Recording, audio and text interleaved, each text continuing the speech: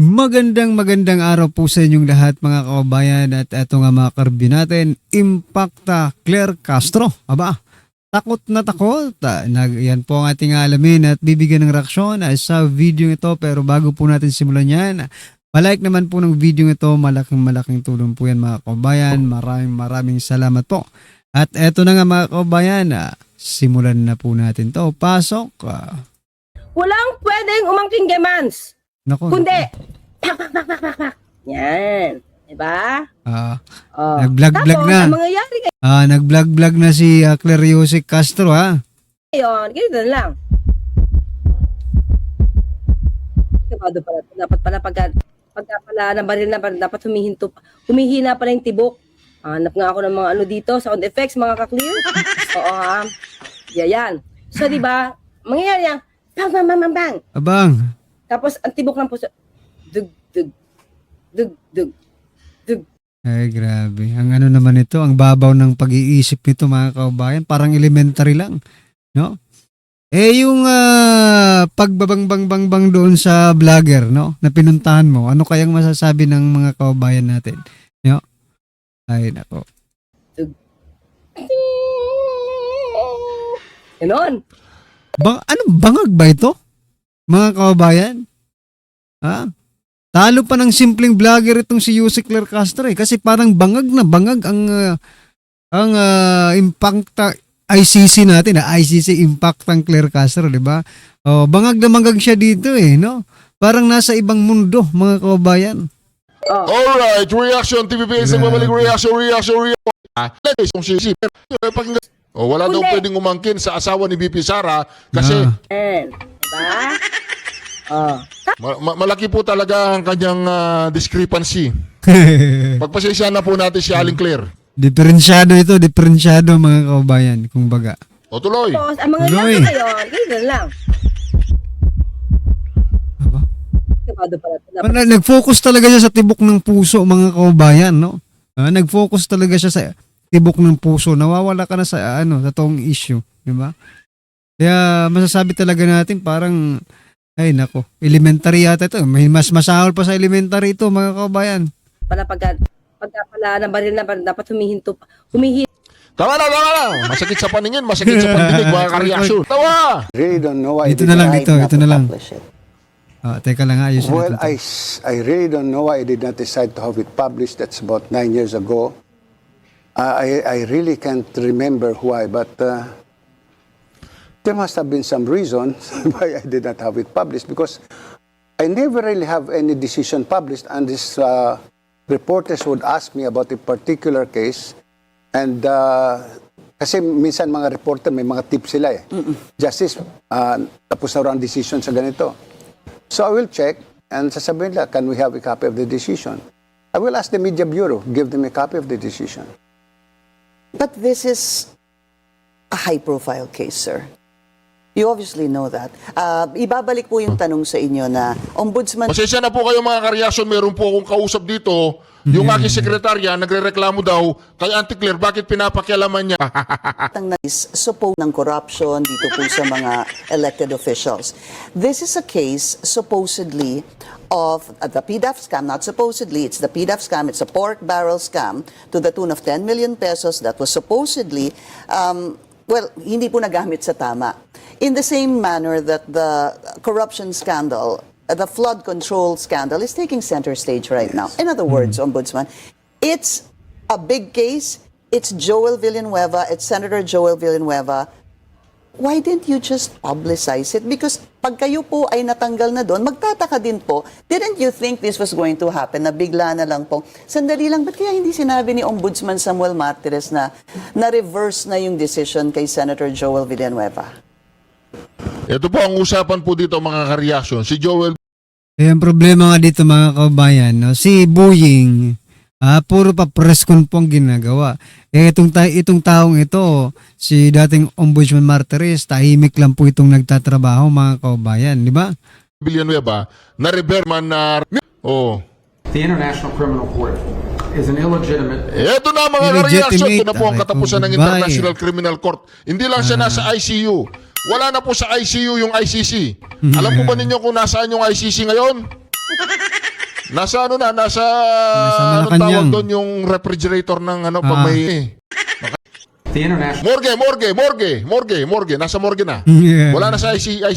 Hindi ako international organization that frankly illegitimate. They've made themselves illegitimate because they claim that even if you're not a member of that court, they can come after you. And what that literally means in the future is that American servicemen, political leaders, and others could find themselves under under indictment by this international criminal court. If you want to know a little bit about it, Jack Smith used to work there. These are the people that think they can go out and basically indict any world leader and haul them into The Hague. So we tried to get them to reform and listen to us. They wouldn't do it. They're very arrogant. We've now begun an effort to really try to bring that court to By the heel. way, there's no information that they're after me. It could happen. But just so you know, just keep talking about it. I'm saying that means that maybe he's not trying to defend me. He is trying to defend Bibi and various other people. But there are many people that shouldn't be looked at that way. But there is no indication that I'm one of them at this moment. Well, and I actually think the people who are in biggest danger in our system are servicemen, people in uniform. That they'll try to go out for the rest of their lives, will not be able to travel anywhere in the world with their families because they could be arrested on one of these. Imagine, you're a soldier, you fought in a war, and 20 years later they try to come Naku back. po! This is a big problem. So we've had dozens of countries already join us. Tatagalogin po natin yan mga kareaksyon. Yung ICC daw walang kwenta. Yeah. Walang jurisdiksyon. Inutil, mga mapanghimasok, at matapobre. Oo, discriminative. Oh, yun. Oh. Efforts. Since we started 2 weeks ago, 5 countries have already quit the ICC and notified them that they're leaving, and we think there'll be more. Oh, ICC, bye-bye. Bye-bye, na, ICC. Nako. Is a Philippine court issued warrant? Kalukuhan talaga eh, hindi nyo nakikita. What if mama nyo, papa nyo, may isyuhan ng foreign warrant? Diretso lang i-implementa, payag kayo? Bakit? Kailan ba tayo naging tuta ng ICC? Kailan ba tayo naging tuta ng mga dayuhan? We precisely enshrined the Bill of Rights in the 1987 Constitution in order to stop, no? In order to at least, no, prevent government excesses. Between the leviathan of a government power and the individual, the Bill of Rights is our shield. Leviathan is that monster with maraming mga ulo. That is the governmental power, which is now trained against Senator De La Rosa. What is its shield? Bill of Rights. And that is why we as lawyers have to invoke our Bill of Rights, because it is the only shield remaining to protect Senator Bato De La Rosa. Grabe yung away ni Senator Hoy, Alan grabe. Cayetano at ni Ping Lacson. Inimbestigahan ni Ping Lacson ang mga flood control project sa Taguig at dinala na ito sa ombudsman para maimbestigahan. Grabe, no? Pero grabe talaga. nung chairman ng Blue Ribbon Committee, si Ping Lacson, ayaw niyang papuntahin si Manong Chabit para magtestigo tungkol sa mga flood control projects Correct. ng unang distrito ng Ilocos Norte. Kakaiba din, no? Nung siya pa po ang chairman, mga kababayan, sobrang tahimik ka. Ngayong hindi na siya chairman, maingay pa, mga kababayan, sa latang walang laman. Aha. Para patunayan ko sa inyo kung bakit sila natakot, Sige. ipapakita ko yung isang footage na ginawa ko nung sinamahan ko yung team ni Manong Chavit para tingnan yung mga flood control project sa Ilocos Norte. Nako, yari ka. Kasama yung kanilang engineer. Ito ang nakita namin. Manipis talaga, sir. Halo. Di ba? O, dahan-dahan ka dyan. Di ba? Walang simento, sir, di ba? Walang simento sa loob. Ayan, oh. Sa ibabaw lang meron. Oo.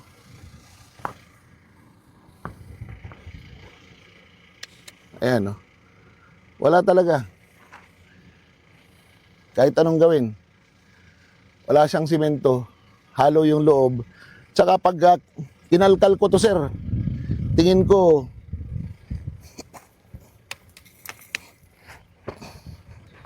Eto, sir.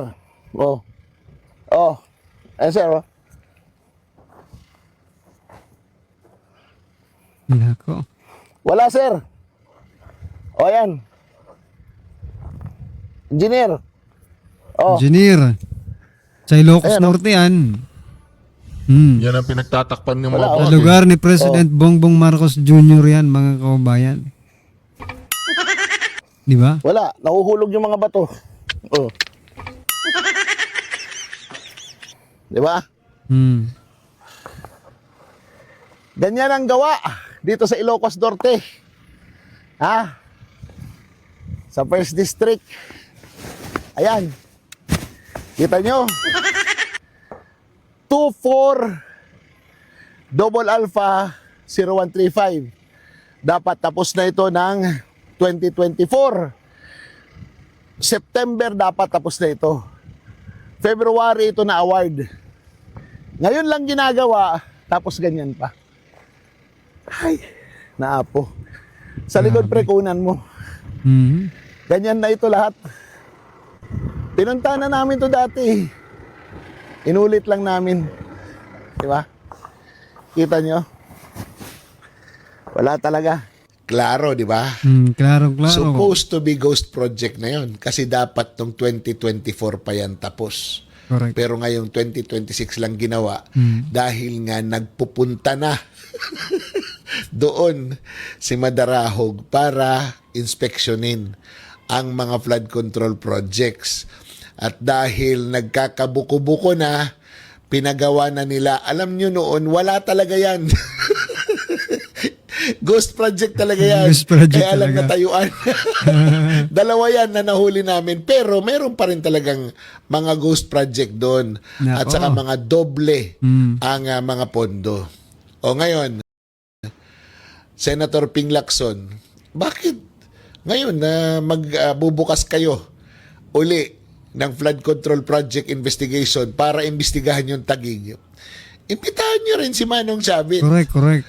Ipalatag nyo yung kanyang mga ebidensya sa nangyari sa Ilocos Norte. Correct. At tingnan natin kung irerekomendan nyo rin sa ombudsman Na na kasuhan. mag-file ng kaso, Plunder rin pa. Plunder. imbestigahan si Sandro Marcos Plunder sa rin. nangyaring flood Oo. control projects sa unang distrito Nako. ng Ilocos Norte. Ang tanong, kaya ba yan ni Senator Ping Lacson? Nako. Ay, ito mga kababayan, pasadahan din po natin ito mga karibin natin, ha? Itong si Manong Ted, pasok. Yan, pero yung pong katwiran na hindi nangangahulugan na ginawa yan sa aking distrito o sa lugar kung taga saan ako, na agad ako na ang may pakana ng proyekto niyan at ako ang financially nakinabang kung meron mang anomalya dyan. Ano po yung tugon doon? Yes and no. Ping Depende sa Lacson. ebidensya. Sabi ko nga, tinutunto namin at halos buo na yung, alam mo yung buong ecosystem sa Taguig. Halos na buo na namin yun eh. Alam na namin yung kung paano ikot ng paano magsisimula ang proyekto. Kumbaga, kompleto na po yung script nila. Ganun ba yun? Sino yung kakausapin. Alam mo sa Taguig, pre-arrange lahat ang mga kontraktor. Pre-arrange. At yung district engineer dyan, tau-tauhan. Kasi ang pinagkakatiwala niya dyan, Pag district engineer ka talaga, tau-tauhan ka talaga. Di ba? hindi mismo district engineer. Kaya ilang palit na yung district engineer dyan eh. Kasi pagka halimbawa sinamahan sa kanyang district engineer, meron na siyang warning. Wala kang pakialam dito, ito yung susundin mo. May tuturo na siyang tao.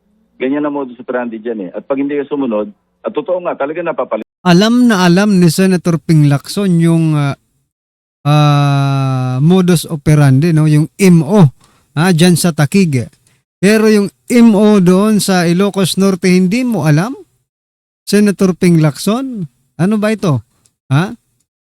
Katunayan, yung isang district engineer, sinabihan niya na, ay, yung pinalitan mo, pinatanggal ko kasi hindi marunong sumunod. Right. So, Senator, yung sinasabi nyo na yung pagtukoy talaga sa koneksyon nitong mga questionable proyektong ito ay meron ng, kumbaga, direktamente na partisipasyon allegedly si Senator Cayetano. Hindi ako magko-comment doon na muna, Ted. ano. Okay. Opo. Wag Ang, muna, ang wag masama muna. dito, ang isang nakakagimbal dito, yung reclamation na wala siyang permit sa DNR, hindi alam ng Grabe, PRA, Grabe. nireclaim niya yung portion ng Laguna Lake at tinatambakan niya ito ng lupa. Pero ang kanyang justification para sa doon sa proyekto na yun, Lakeshore yun eh slow protection. So tambak ng, alam mo, nagsimula yan nung bago yung PGC, di ba? Sa Gideon. Lahat ng panambak na nakukuha sa ilalim ng lupa, yung siguro, yung gagamit lang pang yung sa mga columns nila, pati yung mga basement parking, maraming lupa doon, walang makakalusot, lahat doon itatambak. So, ang epekto nito sa environment, kaya nga kailangan may permit, Grabe, may permit to sa... Concern. Okay, concern si Senator Ping Lacson sa environment, mga kabayan. Environment. Concern na concern. Pag nasalanta po ba tayo ng mga baha, no? Dahil kulang at wala nga talagang flood control. Hindi po ba ito, hindi po ba ito damage, no? Hindi ba madadamage yung environment? No, talagang ano ka lang talagang para lang kayo magkaroon ng dahilan, no? Na birahin si Senator Alan Peter Cayetano. At ang huli naming information about to be documented kasi meron kami pursue. Mukhang may attempt or kung hindi man may attempt, yung iba doon napatituluhan na. Pero ito, alam mo Ted, ang kalakaran sa reclamation, maraming kang dadaan ng proseso dito Kasi may batas diyan Ang kalakaran kasi diyan, it's either Budget ka pa rin, Lacson. Kahit anong sabihin mo dyan sa reclamation na yan, budget ka pa rin. Bakit? Dahil sa flood control Dapat inuuna mo muna yung flood control bago yung reclamation na yan. Diba mga kababayan? Pagdating kay Cayetano, napakabilis mo. Mabilis ka pa sa alas 4 pero pagdating po dito sa flood control, singhina, no? Singbagal ng pagong ang yung pag-iimbestiga. LGU initiated, just the same, kukuha ka pa rin ng permiso, or merong private proponent, ang kalakaran dyan is 49% to sa proponent, to sa marireclaim, sa contractor, at 51% sa LGU. Yan ang partnership dyan Ang hindi pa maliwanag ngayon, pero nagkakaroon ng liwanag, kung ito ba'y palalabasin na may private component dito sa reclamation o purely LGU. Pero sabi nga, nung aming nakakausap na maalam sa kalakaran dyan, mukhang... Sabi po ng kanyang nakakausap, nakasabwat nila, na nakakaalam daw, kasabwat yung kasabwat nila yan, mga kababayan. Pinapatituluhan na. Sabi ko, paano patituluhan yon? Kasi alam mo yung portion na yung Laguna Lake, hindi naman lahat yon tubig Meron doon parang meron na portion na may lupa-lupa. Pero pagka, ang sabi nga doon, kapag tag-ulan at mataas doon, tangkungan. Pag tag-araw, tag-init at nawala ng tubig, taniman ng melon. Yung mga portion. Malaki na. Kasi pagka makukuha namin o nakuha na yata ni staff ko yung mga drone shots ng kaukulang ahensya dyan sa... Ayan na naman yan. Ayan na naman. Nakuha na mga kababayan. Nakuha na yung mga drone shot. Alam niyo po ba, nakakapagtaka dito kay Senator Ping Lacson nung kasagsagan po ng investigasyon. No? Hindi pa siya senador, sinasabi niya na mayroong 64 na mga contractor dyan sa House of Representatives, di ba? Na mga contractor. Pero nung nag-imbestiga po siya, nung pinalitan nila si Senator Dante Marcoleta dyan po sa Blue Ribbon Committee, pinayupak na yan mga kababayan. Ni isang contractor, wala tayong nakita na pinatawag niya. Di ba? Wala tayong nakita ni isang contractor. Kaya paano pa tayo maniniwala dito sa mga pinagsasabi ni Senator Ping Lacson, mga kababayan? Ngayon, mga drone shot na naman, mga kababayan. Sige. Lugar na yan. Di-determine namin ilang hektarya na ba yung na-reclaim dyan. Opo, yung nga po, Senator, kung kasi hindi ka naman makapagre-reclaim ng patago. lantaran yan. Di ho ba na-active? Visible, very visible. Yes, sir. Pero pwede Yes, sir. mo itago, yung documentation. Opo, kasi nakapanayam na po namin one time ang LLDA tungkol dyan kasi nga may issue ho Yes. dyan, may reklamo na ho nga dyan, no, na, Yes. na para bagang palaki ng palaki, palawak ng palawak na wala palang permit. So, dito, yan sa isyong yan, sa inyo pong pag-iimbestiga, paano ho lumawak ng ganyan nang walang ginawa ang DENR, ang Reclamation Authority o maging ang LLDA? Ang sabi rin ng aming resource person na maalam, hinaharap. Maalam. Wala magawa. Kasi pagka may mga committee hearing, papagalitan. Basta naharas yung mga tao. So wala rin silang masyado magawa kasi nga dumaan sa speaker, naging senador. Ha? Anong connect?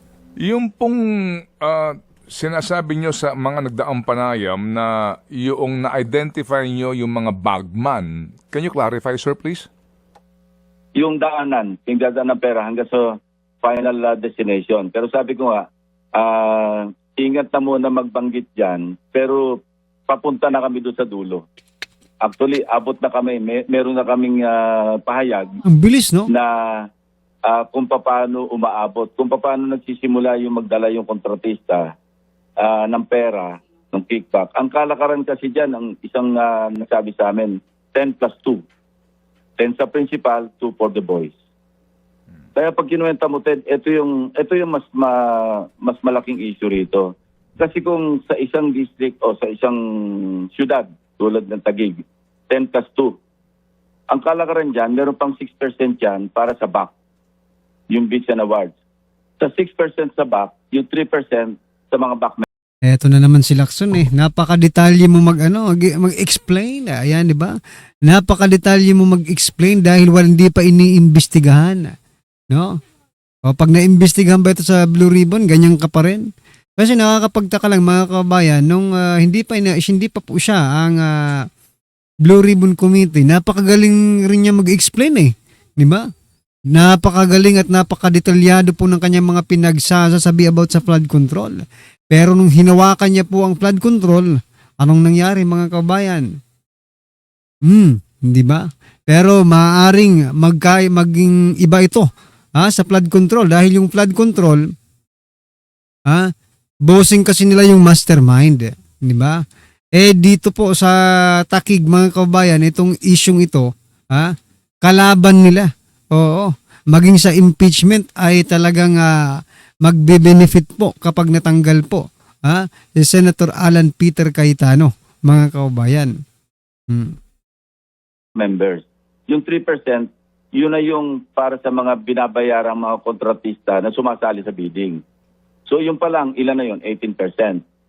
Sa Grabing mga testimonya ni detalye, Bernardo, Yusek Bernardo, di ba sinasabi niya mayroong 15% naka-allocate, nakalaan para kay Secretary Bonoan, na yung 15% na yon meron siyang 25%. Napunta na sa Bunuan. So, idadagdag mo pa yung 15%. Kung si Bunuan, kung isasama nyo si Bunuan dyan sa dramang yan, no? For example lang, kasi nababanggit si Bunuan Diba? Lahat, sabi nga po mga kabayan, no? Narinig po natin lahat ito Lahat sa Senado man o sa House of Representatives, lahat ng mababanggit na pangalan ay kailangang ipatawag para sila ay makasagot, no? O makounter nila itong mga pinagsasabi or sang-ayunan nila itong sinasabi ni Senator Ping Lacson, no? Kung nabanggit dito si Bunuan, abay talagang papanig yan sa kanila. Bakit? Gagawin po nilang state witness Di ba? So ngayon, napipicture out na natin, mga kabayan, napipicture out na natin na talagang makukulong talaga dito. Oo. Makukulong dito si Senator Alan Peter Cayetano, mga kabayan. No? So ito yung kalakaran kasi testimonya ito kaya pwede ko sabihin So magkano na yun? 18 plus 15, that's already 33%. So ilan na lang maiwanan sa proyekto. And that's the reason why nagre-resort sila doon sa overlapping, nagre-resort sila sa ghost, kasi saan babawi yung kontratista kung ganun kalaki yung porsyento na napupunta sa lagayan. So doon nagsisimula yung mga, kung hindi man ghost, siyempre magsa-substandard yung kontraktor kasi saan sila kukuha. And there are the mercy kasi sabi ko sa Taguig, pagpasok pa lang ng yung Birahiping, ng funding ng proyekto, predetermined na kung sino contractor eh. Dinidikta na eh. And ito pa isang findings namin. Record din ito, kung ang isang empleyado ng City Hall ng Taguig ubrang makapagpatalo sa isang casino pa lang, kasi kinuha pa yung record sa ibang casinos ng 510 million pesos over a period of 15 or 14 years from 2014 to 2026. You can just imagine yung scale na napapunta sa principal. Ito empleyado lang ito sa City Hall eh. Ang record na net loss. Ibig sabihin, iba pa yung kwenta ng kanyang panalo. So yung kanyang nalararong pera, kung ang kanyang net loss over a period of 14 years, nasa 510 million pesos, you can just imagine the scale of corruption in the city. Hindi ko sinasabing galing lahat sa ghost project yun. Kasi yung katungkulan noong yung sinasabi ko, may bodyguard pa nga raw pag naglalaro eh. Pero ngayon, parang nakabanda yata kasi, di ba, hindi naman po pwede mga government employees sa casino. Ito pong binanggit po ninyo na mga naisumiti po sa ombudsman na mga proyekto. Nasa ombudsman na ano pala. po ang kabuang halaga ng mga ito? Sa ngayon, hindi ko, pero meron yon, nandun lahat yon, naka-detail yon. Kasi hindi ko pa kinuha yung kabuang halaga nun. Kasi work in progress eh. May pumapasok Work pa in mga progress. additional pa eh. Kasi napakalawak din talaga eh, yung scale. Kaya nga sabi ko, kala namin noon yung Bulacan, Takig lang yung pinag-uusapan natin mga kababayan pero napakalawak mga karbi natin ha. O malamang tatahiin nila ito. Ha? Tatahiin nila yung mga flood control mga kababayan hanggang sa magkonekta sa Taguig ang lahat ng ito. Malamang ang mastermind nito ang kalalabasan, for example lang si Cayetano ang mastermind dito mga kababayan, no? Si Senator Alan Peter Cayetano ang ituturong mastermind dito sa flood control na ito. Parang for example lang naman, parang nakikita ko talagang parang ganun ang kalalabasan dito mga kababayan. Ang magiging mastermind dito, pero pag ito nangyari talagang niloloko nyo talaga ang taong bayan. Pag ito po ang nangyari, ayawan na ito mga kababayan. For example lang yun na yung microcosm ng anomalous flood control project. Yung pala, meron din pala sa Taguig na old and new tricks eh.